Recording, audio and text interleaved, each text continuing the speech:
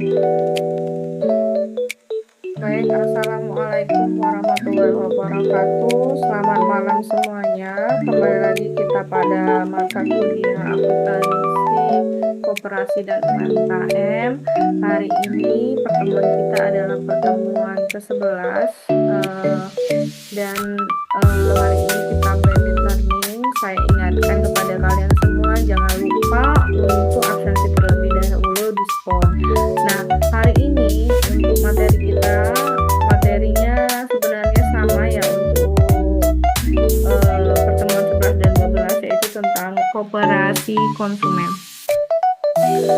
Oke, baik, kita lanjut ke slide berikutnya. Nah, ini adalah aktivitas koperasi konsumen itu apa saja ya. Nah, koperasi konsumen adalah koperasi yang anggotanya terdiri dari para konsumen akhir atau pemakai barang atau jasa. Nah, jadi istilahnya orang yang benar-benar nantinya membeli kooperasinya itu untuk penyediaan bagi konsumen atau produknya itu langsung dipakai ya atau dikonsumsi oleh konsumen seperti itu. Kegiatan utamanya yaitu melakukan pembelian bersama. Jenis barang atau jasa dilayani sangat tergantung pada latar belakang kebutuhan anggota yang akan dipenuhi. Contohnya seperti koperasi, pengelola toko serba, minimarket, dan sebagainya ya. Nah, jadi lebih kepada konsumsi, biasanya konsumsi harian ataupun barang-barang yang dibutuhkan oleh anggotanya ya. Jadi biasanya bisa dibuatlah koperasi seperti tos serba penyediaan barang-barang makan, bahan pokok sehari-hari, dan lain-lain. Bisa juga sih sebenarnya seperti toko baju dan lain-lain ya. Fungsi utamanya sendiri koperasi konsumen adalah menjembatani antara produsen yang menghasilkan suatu produk tertentu dan konsumen yang membutuhkan produk tersebut. Karena tidak memproduksi sendiri, koperasi konsumen harus membeli barang-barang yang akan dijualnya. Dapat dibeli secara langsung dari produsen atau melalui agen tunggal atau distributor yang ditunjuk produsen.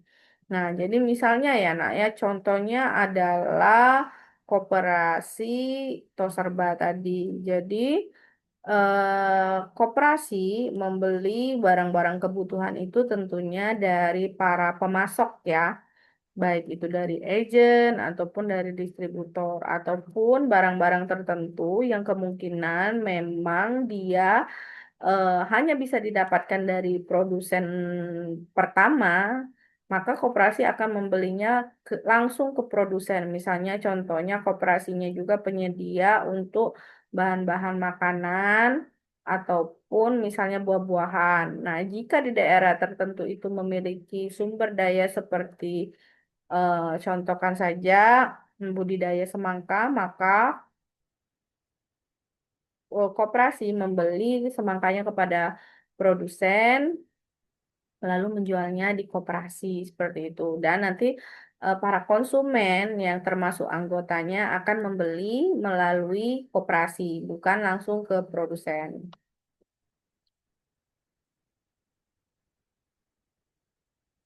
Nah, ini skemanya ya. Di sini ada produsen atau supplier.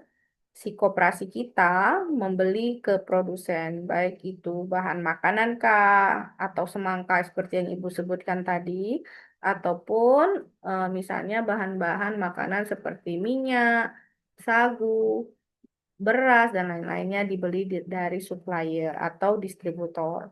Lalu, anggota koperasi bisa membelinya. Koperasi membeli dari produsen dan supplier lalu menjualnya kepada anggotanya. Anggotanya disebut sebagai konsumen. Berdasarkan fungsinya, maka aktivitas koperasi konsumen dapat dikelompokkan ke dalam 4 aktivitas utama, yaitu pembelian kepada supplier atau produsen atau distributor, tentunya akan ada siklus pengeluaran kas karena melakukan pembelian, lalu penjualan kepada konsumen atau anggotanya, lalu aktivitas berikutnya penerimaan kas dari konsumen.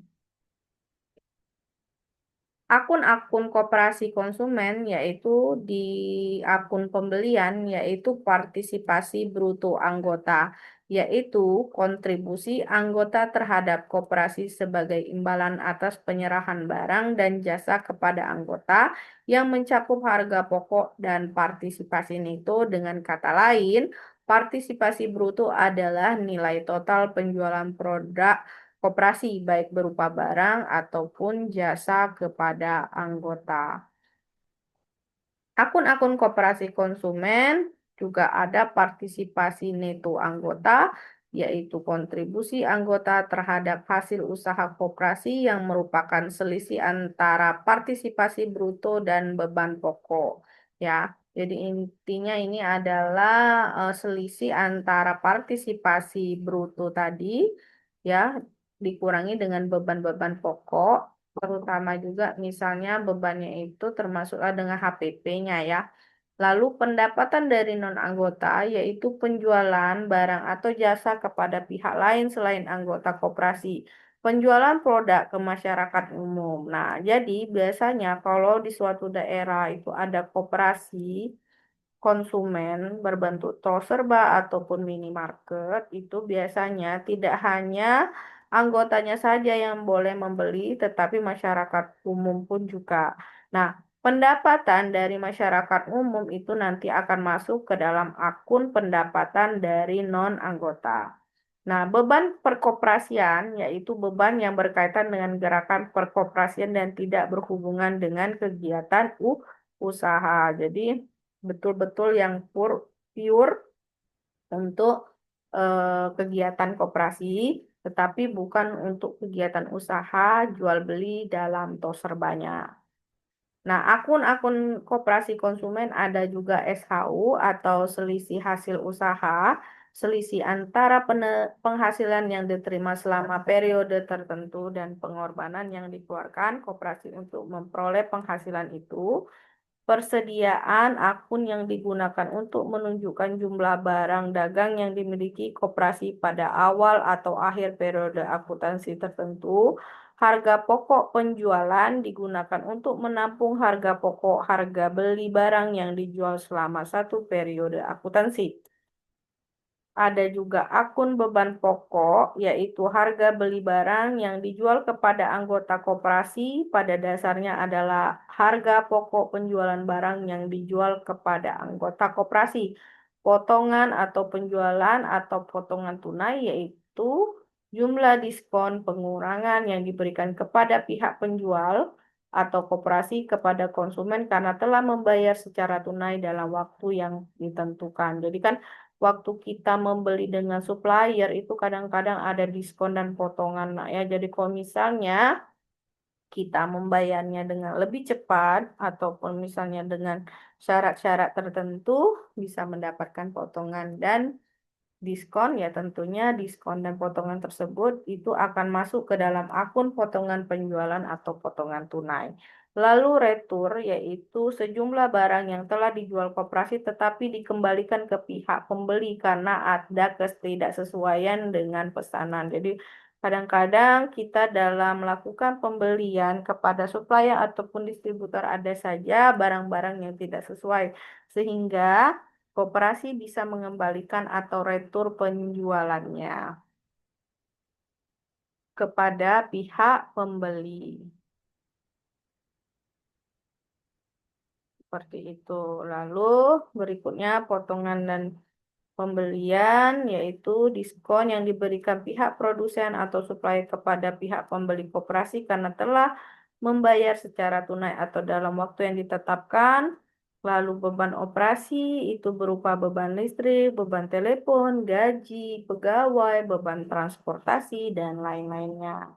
Nah, metode pencatatan persediaan ini bisa menggunakan metode perpetual dan metode periodik. Kalau metode perpetual, persediaan dicatat dan dihitung secara detail baik dalam waktu tertentu dibeli maupun dijual. Metode ini cocok untuk koperasi memiliki frekuensi transaksi yang tidak terlalu tinggi, tetapi nilai transaksinya besar.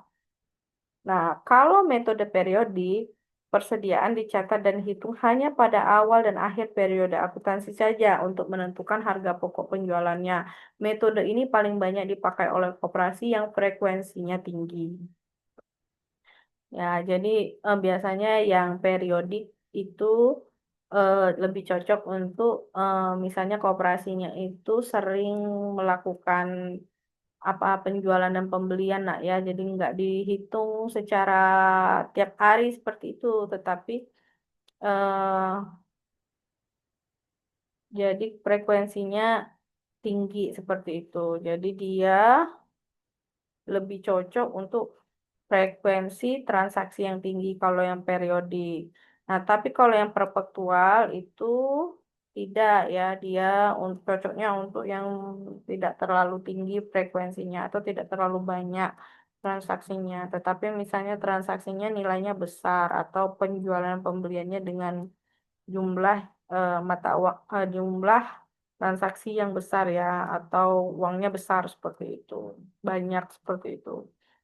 Oke, kita lanjut. Nah, ini adalah contoh jurnalnya. Kalau untuk pembelian barang dagang, kalau periodik pembelian pada kas, kalau perpetual dia kepersediaan pada kas. Kalau barang dagang, kas pada penjualan, kalau perpetual otomatis ada HPP dan persediaan.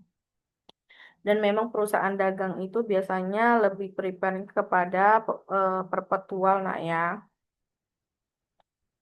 Nah, harga pokok penjualan kita bisa menghitungnya persediaan barang dagang awal ditambah dengan pembelian, dikurangi dengan potongan pembelian, kurangi dengan retur, baru dapat pembelian bersih, baru kita tambahkan persediaan totalnya berapa, ada di gudang dan ada dibeli, pada akhir dihitung secara fisik, ada berapa kita kurangi berarti harga pokok penjualannya ini. Nah, ini ada latihan ya untuk koperasi maju mundur. Ini silakan kalian coba kerjakan. Ada transaksinya bulan Maret 2017 dan ini ada diminta buat jurnal umum metode perpetual, buku besar, SHU dan neraca. Nah, ini yang metode perpetual ini yang harus ada HPP-nya seperti itu. Oke semuanya, kita cukupkan hari ini sampai di sini. Sampai jumpa lagi minggu depan. Saya tutup dengan Assalamualaikum warahmatullahi wabarakatuh. Waalaikumsalam warahmatullahi wabarakatuh. Selamat malam semuanya. Sampai jumpa lagi.